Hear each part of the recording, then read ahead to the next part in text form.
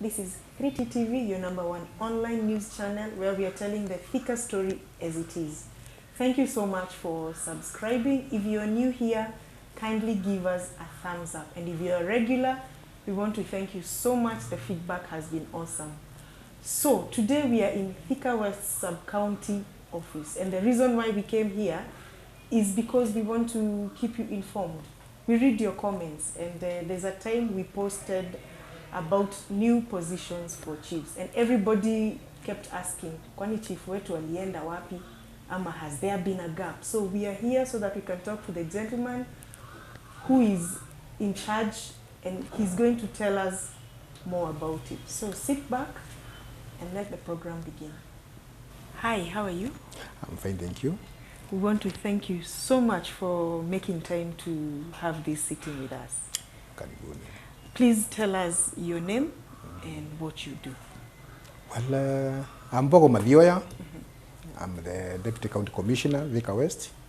I'm here to represent the Ministry of Interior and Coordination of Government, National Government in issues and matters national government.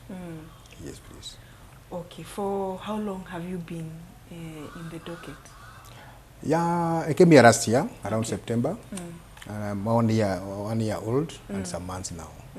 And I hope I will continue serving the people of this area. Okay. Yes, please. So you have previously worked elsewhere? Well, yeah. I'm almost clocking 30 years now, since I was employed. But serving this capacity as a Deputy County Commissioner, I've served in almost 10 sub-counties, yeah. Yeah, please. Okay. Now, the reason why we are here is we want to inform our people.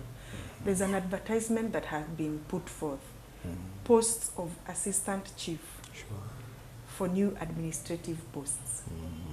And people got a bit confused and curious. Please take us through all that. What happened to our chiefs? Why are we having new chiefs? Please give us that history. Okay, that's good of you. Well, Thika West, when I reported here last year around September, we had only one divisional administrative units. We call them administrative units. Okay. And that was a municipality. I requested our office headquarters, at least whether we could have two divisions, which I'm granted to say that to inform my people that it was granted, and we called it my Kongeni and division. Okay. That now triggered other factors, because once you have one unit, it must have a basic requirements of it to exist. Okay. So Makongeni by itself, it had only one, it was a location formally. That means when it was promoted to a division, it automatically had to have at least minimum of 2 or 3 locations. And obvious, when you have locations, we expect those locations to be also to have more sub-locations. Okay. That's now what has triggered all this. That we have one district called Thika Sub-County as a main administrative unit. We have now 2 divisions, that is municipality and Makongeni. Then we had the 3 old locations. We had Kalimeno, we had the Biashara and the Makongeni. Yes. Out of that, now that we have 2 units, we have requested to have more locations and some locations. So we still have those existing ones, which will still remain. Yes. But now we have to divide them into smaller administrative units, so that we at least can have more administrators, so that they can also serve people better and even nearer their areas of where they exist. So previously we had 3 locations: Makongeni, Karimeno, and Biashara. That has changed. Can you please take us through the new units that we now have? Those 3 are still existing, as you already put it. Our main town here is Biashara.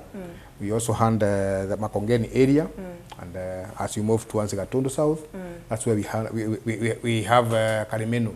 All of them are substantively occupied by their respective chiefs. Yes. Then out of that, we requested more. So it's out of these 3 locations, we requested for more locations. So from Karimeno, we are going to have more additional ones, which are already given out as Ngoingwa and Karibaribi. So from that side, you will have two more, making them 3. So in Biashara here, we have one additional one, which we are calling it Bahati. Yes. Bahati will now serve the lower part of Biashara location. Okay. Across Makongeni, Makongeni we have one by the name, what do you call it? Kameno, which has been upgraded to the status of allocation. Okay. So we have Makongeni, we have Kameno location and Makongeni. We have also requested to have an additional one for Kiandutu, or we call it Kianjao sublocation, because of its uniqueness in terms of informal settlement, in terms of security, in terms of vastness in geographical areas, and also the diversity of the culture of the people on the ground. So that's what we have requested, and I hope we may have some instructions to advertise the same. So as we speak now, these are the existing ones, and we look forward that will also be accompanied by their sublocations, and these sublocations, like we have Starehe, we have Kemavi, Chania, Kiganjo, and finally Modaiga. There were 6, because now you had one which is township, which is within within Biashara town, and it is already existing. So that one we requested that is already existing, so you cannot have can't have it, because we requested for that. That's why we had to look for another area to request for, and fortunately we had Kianjao. Yes, please. Okay, thank you.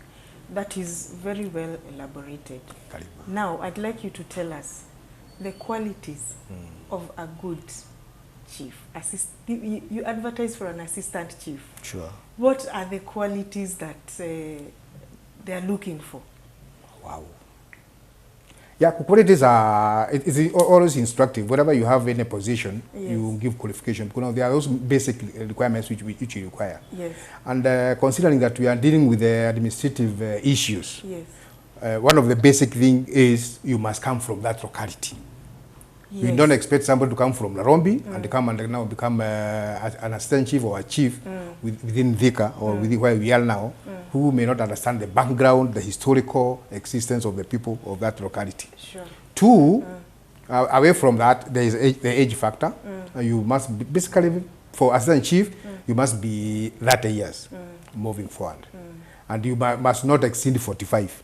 And that category, that 45 years of age was put specifically because of the age limit in terms of those who are going to retire. When you retire, you become a pensioner. So anybody who is before 15, who is over for 45 years, you may not qualify to become a pensioner. Sure. Sometimes we may have very extreme cases whereby we may not get somebody qualified for the position, and the only person who meets the criteria is around 45 or just slightly over 45. Those ones can also be employed, but on other terms. Okay. Yes. So in terms of education, yes. Minimum is C minus. Yes. And we don't expect somebody to have that lower. So don't apply if you don't have that a minimum of C minus for assistant chief. For a chief, you must have a C. Okay. So those are the basic. But you can have more. You can either be graduate, you can have a diploma, you can have other specialization. But for chiefs, we also require, away from having that C, you must have a diploma in social sciences, either in sociology, in terms of disaster management, in terms of even being a teacher, because in public service and more so in Ministry of Interior, we deal with a multifaceted of issues. So we cannot just say I want to be a security person only per se. You also be dealing with other issues which are related to security. Yes. And that's where now issues of diploma in other social circles are highly required. Now, there's something else I'd like you to clarify for us. There's Bakumi and community policing, and many people don't understand how those two work. How do they work, and what criteria is used when we are getting the people to deal with Bakumi? Well, both of them, some people use them interchangeably, but there's a slight distinct between the two. For instance, community policing, if you look at their system and the way they are structured to the ground, there's the police presence, the Kenya police. For instance, at the locational level, you will find that we have the OCS being the chair. Okay. The DO becomes becomes a member. Even at the lower level, they have those structures all the way to the ground. Okay. Nyumba Kumi has been there with us for so many years. This is a concept which was borrowed from our neighbors, Tanzania, yes, where we require the chief and his members, he or her members, to know exactly who the salient issues affecting their security within where they put up. Sure. For instance, you could hear somebody coming in who is unknown. The Nyumba Kumi have the moral obligation to inquire who is this person, what is the problem, and now they have to take the necessary measures. So Nyumba Kumi is what I was saying to Zamani, was their chief, but this time it is more structured because they have regular meetings. Yes. They also assist us in identifying those people who are maybe on issues of registration, whereby people want to get ID cards. The chief may not know, or the assistant chief may not know everybody. Yes. But with the assistance of the Nyumba Kumi elders, they are able to identify this is the son of so and so, this is the daughter of so and so. They are able also to relate with the issues. For instance, now you have mentioned about the issue of needy food. Yes. We may be able to identify those who are seriously affected, yes, those very needy.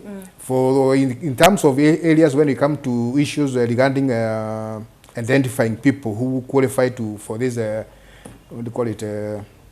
The old people. The money that is given to the old people. Yeah, that we will normally use. Okay. So that at least they are able to identify those who are very needy and do they qualify to be there. Okay. So in terms of grassroots identification, they play a very big role.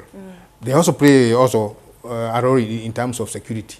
But community policing, as it is known, it was basically structured to handle issues of security. So that they can assess the existing structures on the ground in terms of identifying, in terms of reporting, and any other security concern, so that they are able to be assisted within the minimum time limit. Okay. Yes, please. Thank you very much. Now, we have seen rampant unrest in boarding schools, and seeing to it that your office deals with matters security. What's your take in that? Oh, yeah. It's unfortunate. We are dealing with a situation which is not very familiar. Despite having it, sometimes you can predict that second terms are always having issues. But Thika, fortunately, so far, we have not had a lot of strikes. Okay. Despite yesterday, one of our school, that is Thika High School, had to be sent to home because of the tension which had built up. Okay. And today, this morning, unfortunately, Chania boys also went on rampage and they burnt one dormitory, which is now matters are being looked into. Okay. Generally, it's a nationwide concern, yes, whereby I think something is being worked on. Okay. It is out of what has happened today and yesterday. We are having a meeting with all our principals within our sub-county. To see how best we can handle the situation, because now every situation needs to be domesticated into its own locality, because a problem which may be affecting us here may not be 100% affecting other areas. Sure. Two, we also want to know exactly what are the major causes of this problem, because there is an issue. We have a lot of research being done, reports have been written, but it seems we are not getting right. This time we must ensure that at least we get it right and handle the situation that it comes. It's unfortunate when you talk of our young girls and boys of tender age between 14 and almost 18 years getting involved in arson. This is a very serious crime. And I have also been talking to them that it does not benefit anybody. If you feel you are not going to, you don't want to learn, please ask for permission to be given and go home and stay. And what I am going to assure members of the public is that we are not going to leave these issues and investigated. We have sent our DCIO and his team and the other interested parties to go and investigate and ensure that we get those arsonists.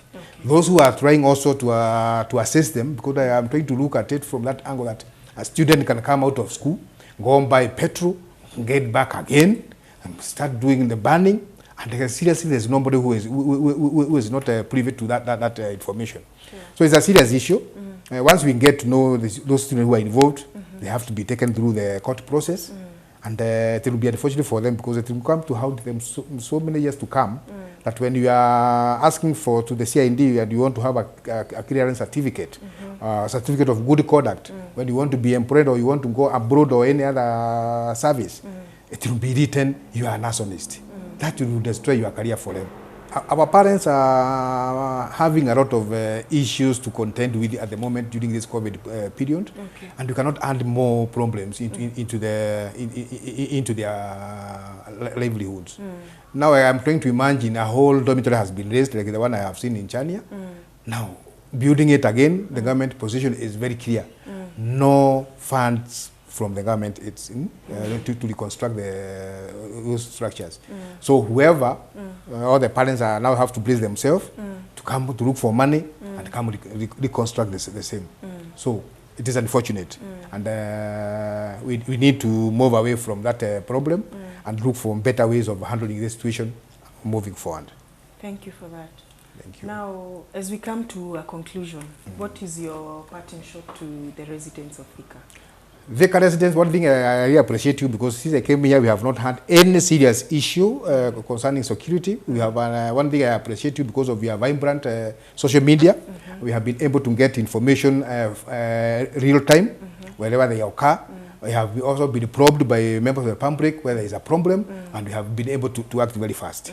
That's a good move because it seems we are working as a team. We are not rebuking, but we will identify an area which requires concern or attention, and they have always been there.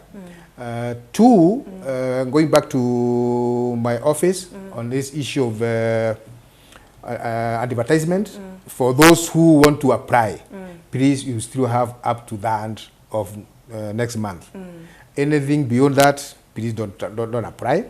You have you just go through the advertisement again, read well, know exactly what is required of you. If you meet the criteria, please apply. If you are beyond the age or where you are, where you fall in, please don't apply, because once you do shortlisting, we will not be able to take you. So I wish you all the best. I know you have very highly educated, very committed Kenyans who reside here within Thika West. I wish to engage you during our interviews, and we will get the best for you in all those advertised areas, so that at least they can, we can offer better services closer to you, at the same time dealing with the people who understand you and who will be able to welcome you and deal with the issues real time. Thank you. Thank you very much for your time. Welcome. That has been Mr. Mbogo Mathioya, the Thika West Deputy County Commissioner. Thank you so much for tuning in. This is 3T TV, your #1 online news channel. And if you're new here, kindly subscribe. I have been your host, Juliet Modoni.